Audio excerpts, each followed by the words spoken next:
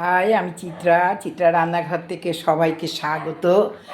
আজকে তোমাদেরকে দেখাবো পেঁয়াজ রসুন ছাড়া, শুকনো লঙ্কা ছাড়া কিভাবে মোচার ঘন্ট বানাতে হয়।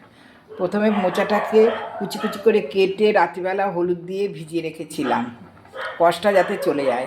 তারপরে নিয়েছি চিংড়ি মাছ, 100-150 যে যেরকম পারবে নেবে চিংড়ি মাছ।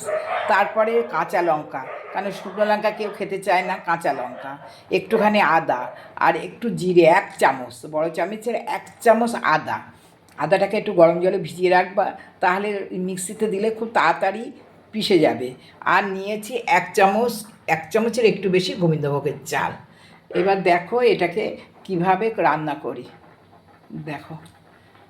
আচ্ছা, চিংড়ি মাছটা কিন্তু ভালোভাবে ছাড়িয়ে, পিঠের উপরে একটা সরু নালি আছে, ওটা কিন্তু ছাড়িয়ে নেবে, না হলে কিন্তু পেট খারাপ করবে।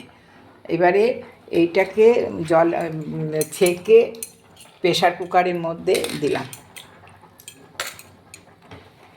দেখো।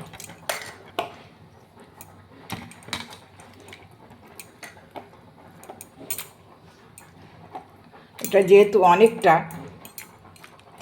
তাই দুবার করে দিতে হবে। একটু জল দেবো এতে, ছোট প্রেশার কুকার তো, একটু জল দেবো, দিয়ে একটা সিটি মারবো, বেশি না, একটা সিটি মারবো। তারপরে নেক্সট ভিডিওতে দেখাচ্ছি কিভাবে করব।